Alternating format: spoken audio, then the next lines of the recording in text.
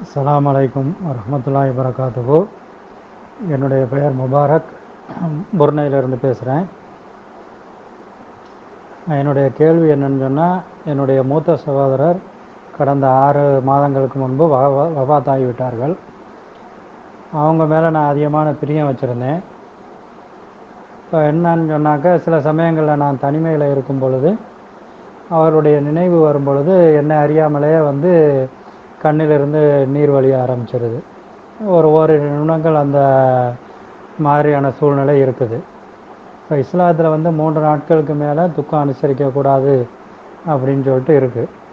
இப்போ இந்த மாதிரி அவங்களுடைய நினைவு எனக்கு அழுக வர்றதுனால, அந்த 3 நாளுக்கு மேலே துக்கம் அனுசரிக்கக்கூடாதுங்கிற அந்த இஸ்லாமிய கட்டளையை நான் மீறினதாக ஆகுமா அப்படிங்கிறதுக்கு எனக்கு கொஞ்சம் விளக்கம் தரவும். அஸ்ஸலாமு அலைக்கும் வரஹ்மத்துல்லாஹி வபரகாத்துஹு. புருனையில இருந்து முபாரக் என்கிறவர் கேட்கிறார். என்ன கேட்கிறாருன்னு கேட்டா, இவருக்கு ஒரு சகோதரர், அவர் மீது ரொம்ப அன்பு வைத்திருக்கிறார். அன்பு வைத்த அந்த சகோதரர் இறந்து விட்டார். இறந்த உடனே மார்க்க சட்ட பிரகாரம் 3 நாளைக்கு தான் துக்கம் அனுஷ்டிக்கணும். 3 நாள்லாம் கழிஞ்சு போச்சு. ஆனால் மாதங்கள் கடந்த பிறகு கூட திடீரென்று ஒரு நினைப்பு அவர் நினைப்ப நான் அழுதுறேன், 3 நாளைக்கு மேல அழுகக்கூடாதுங்கிற அந்த கட்டளை நான் மீறினவன் ஆக வேணாம். அதான் அவருடைய கேள்வி. 3 நாளைக்கு அழுவோட தூக்கம் அனுஷ்டிக்கணும், அதுக்கப்புறம் இயல்பா வாழ்க்கைக்கு போயிடணும், அது சட்டம். இவர் என்ன கேட்கிறாருன்னா, அப்படிதான் நடந்துக்கிட்டேன், ஆனாலும் அவ்வப்போது என்ன செய்யணும்னு கேட்டா, மனிதன் நினைவு கூட்டக்கூடிய விஷயங்கள் வரும்ல. அவர் போட்ட ஒரு சட்டையை பார்ப்போம், இந்த அண்ணன் சட்டை கிடக்குது, அவர் பயன்படுத்துற பேனா கிடக்கு, எடுத்து பார்ப்போம், அண்ணன் பேனாவாச்சு அப்படின்னு யாவும் தான் செய்யும். இந்த மாதிரி அவரை பற்றிய சில நினைவுகள் நிழலாடும் போது நான் அழுது விடுகிறேன். அப்ப இது குற்றமாகுமான்னு கேட்கிறாங்க. இது அந்த அந்த குற்றத்துல இது வராது. இதெல்லாம் நம்மளை மீறி வரக்கூடிய, நீங்க தான் 3 நாள் விஷயம் முடிச்சிட்டீங்கல்ல, நீங்க இயல்பா இயங்கிக்கிட்டே இருக்கிறீங்க. எப்போவாது இதுக்கு பத்தி இன்னொரு சிந்தனை உங்களுக்கு வருதுன்னு சொன்னா, பிளான் பண்ணி வருதா, உங்களை அறியாம வருதா? அப்ப ரசூல் ஸல்லல்லாஹு அலைஹி வஸல்லம் உங்களுடைய தாயார், அவங்க எப்போ மூத்தா போனாங்க? ரசூல்லா நபி அவருக்கு முன்னாடி மூத்தா போயிட்டாங்க இல்லையா? அப்ப ரசூல் ஸல்லல்லாஹு அலைஹி வஸல்லம் அவர்கள் அவங்க தாயாருடைய கபருக்கு போறாங்க அனுமதி வாங்கிட்டு. அல்லாஹ் அவங்களுக்கு பாவ மன்னிப்பு தேடக்கூடாதுன்னு கண்டிஷன் போட்டான். கபருக்கு போறது ஓகே, போய் கேட்டான். அந்த கபருக்கு போன உடனே ரசூல் ஸல்லல்லாஹு என்ன செய்யறாங்கன்னு கேட்டா, முஸ்லிம்ல வரக்கூடிய ஹதீஸ், நபி ஸல்லல்லாஹு அலைஹி வஸல்லம் கபர உம்மி, ரசூல் ஸல்லல்லாஹு அலைஹி வஸல்லம் தாயாருடைய கபருக்கு போறாங்க. போனோன்னு ஃபபக்கா, அவங்க அழ ஆரம்பிச்சிட்டாங்க. பக்கா மன், இது 3 நாள் நடந்ததா? இது 50 வருஷத்துக்கு மேல ஓடி போச்சு. அப்ப ரசூல் ஸல்லல்லாஹு அலைஹி வஸல்லம் இதை போய் பார்க்கும்போது, பல வருஷங்களுக்கு முன்னாடி அவங்களுடைய தாயார் இறந்திருக்கிறாங்க, பல வருஷங்களுக்கு பிறகு அவங்களுக்கு அழுக வருது. எதை பார்த்தோன்னு வருது? இப்போ பக்கா கபரை தாயுடைய கபரை பார்த்து விட்டு அவங்க அழுகுறாங்க. அபுகா மன் ஹவுலகு, சுத்தி இருந்தாலும் அழ வைத்து விட்டார்கள். அவங்க அழுவதை பார்த்து எல்லாம் அழுவாங்கல்ல. அப்ப தாரதாரியும் அழுகுறாங்க. அழுவிட்டு சொல்றாங்க, எனக்கு அல்லாட்ட பாவ மன்னிப்பு கேட்கணும் அம்மாவுக்குன்னு கேட்டேன், எல்லாம் மறுத்துட்டான். போய் கபரை போய் பார்க்கறத கேட்டேன், அதுக்கு எனக்கு அனுமதி தந்தான்னு சொல்லிட்டு அழ ஆரம்பிச்சிடுறாங்க. அப்ப அந்த தாயை பத்தி நினைவுலாம் வரும்ல, நம்மளோட சின்ன பிள்ளைல எப்படிலாம் வளர்த்தாங்க, இந்த மாதிரிலாம் அப்படிலாம் மனசுல ஓடி இருக்கும்.